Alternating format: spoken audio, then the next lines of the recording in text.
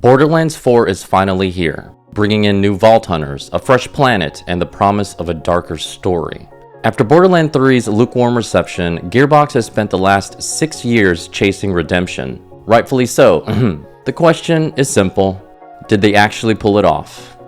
Let's check it out. At the end of Borderlands 3, Lilith used her siren powers to shift Elpis into orbit around Kairos. It saved Pandora, but the move shattered Kairos' protective barrier. With the shield gone, chaos erupts, and lit the fuse for Borderlands 4. Welcome to Kairos, home of broken alliances, gangs that hate each other, ridiculous landscapes, and danger levels that make you wish you packed extra ammo, and a therapist. Borderlands 4 takes the series into a more ambitious open world. Instead of segmented zones, Kairos feels expansive and interconnected, packed with diverse biomes, hidden treasures, and constant threats from the Timekeeper's forces. Exploration feels organic, with enough side quests to keep you busy. It's a bigger, bolder Borderlands playground that rewards curiosity while keeping you on edge with unpredictable encounters. The main antagonist in Borderlands 4 is the Timekeeper. The Timekeeper isn't just another loudmouth villain like Handsome Jack or Troy or Tyreen. He's different. He's a dictator who thrives on discipline, control, and surveillance. His entire philosophy is about stripping people of their free will. On the planet Kairos, he rules through fear, using a faction known as the Order and a cruel device called the Bolt. This implant is forcibly embedded into citizens, turning them into obedient subjects who can be commanded, or even executed, at will. From the beginning, the Timekeeper sets the stage by targeting the Vault Hunters themselves. After their crash landing on Kairos, they're captured and implanted with bolts, instantly putting them under his thumb. This creates a deeply personal conflict. The heroes aren't just fighting against him, they're fighting to free themselves from his control. The Timekeeper's presence makes him feel like a true shadow over the entire campaign. His demands, his commanders, and his surveillance weigh heavily on every step the Vault Hunters take. The more they push back, the more dangerous his response becomes. Just like past entries, Borderlands 4 opens with a squad of 4 Vault Hunters: Rafa, the Exo-Soldier, Amon, the Forge Knight, Harlow, the Gravitar, and Vex, the Siren. I never mained Siren in any of my Borderlands playthroughs, so I chose Vex. Vex's Siren powers manifested while she was stuck in retail, apparently during a Black Friday nightmare. And sure, retail is brutal and soul-crushing, but as an origin story, yeah, it's fine, I guess. At least it's unique and fits the offbeat Borderlands vibe.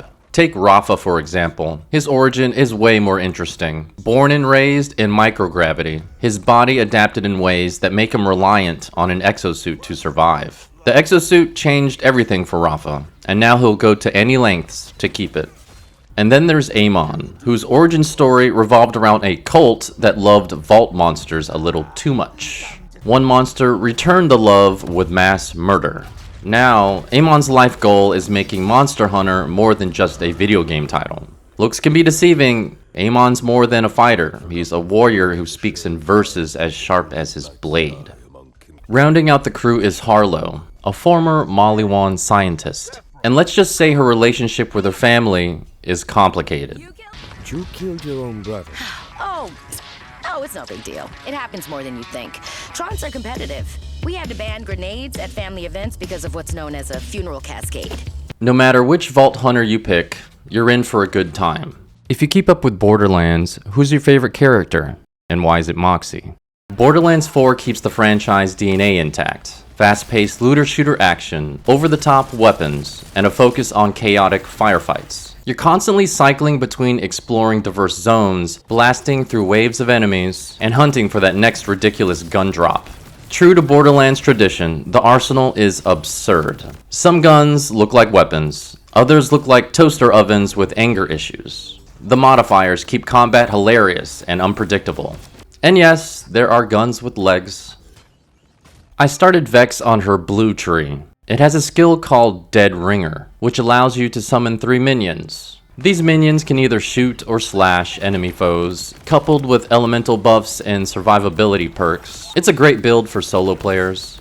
I dabbled with other builds too, and there are a lot of them, almost overwhelming. But credit to Gearbox, each Vault Hunter's build feels distinct and tuned to different playstyles. It doesn't matter who you play or what path you take. Sooner or later, one will feel right, and that's when the game shines. Unfortunately, Borderlands 4 isn't without problems, and its launch was met with a mixed reception, being a multi-platform release. PC players, myself included, definitely got the rougher deal. I played on Steam, and my run was filled with stutters and frame drops. Normally I can shrug that off, but this time it was too frequent to ignore.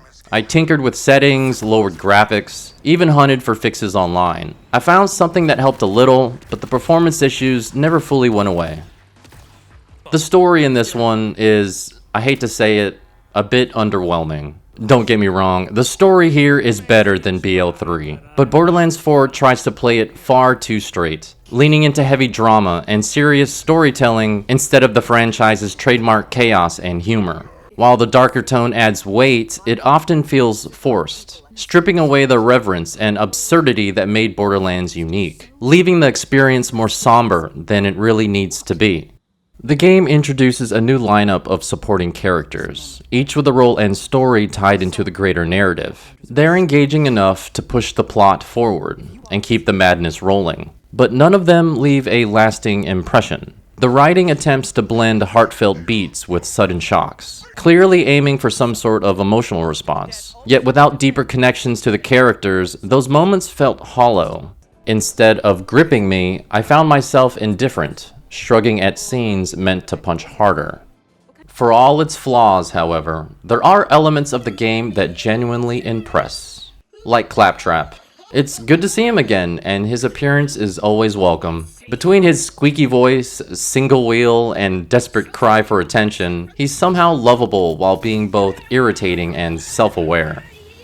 Amara's return is memorable. Teaming up with Vault Hunters to locate a missing siren, she gets plenty of room to show off her trademark confidence and stoic sense of humor. Her raw power reinforces the mystique of sirens, while her back and forth with Zane delivers some of the game's best character moments. Blasted ship! Huh. Almost like someone's been punching the thing. Do not start. Vault Hunter, we've got to deal with this. Do you have a way through? Nope.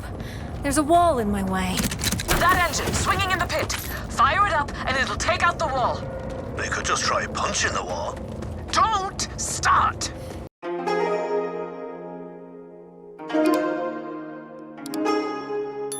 So where does that leave Borderlands 4? Well, it's not a perfect return, but it's definitely a step in the right direction. Gearbox clearly wanted to evolve the formula, a darker story, a more grounded tone, and a world that feels alive with danger. And while not every experiment pays off, there's no denying the effort to push the series forward. The gunplay is still addictive, the loot loop still scratches that itch, and the reckless comedy, even toned down, still sneaks through when it matters most. The story aims higher this time, and though it sometimes loses the trademark Borderlands spark, it still manages to create some great moments along the way. Between the new Vault Hunters, the return of familiar faces, the looming threat of the Timekeeper, there's enough here to keep fans invested.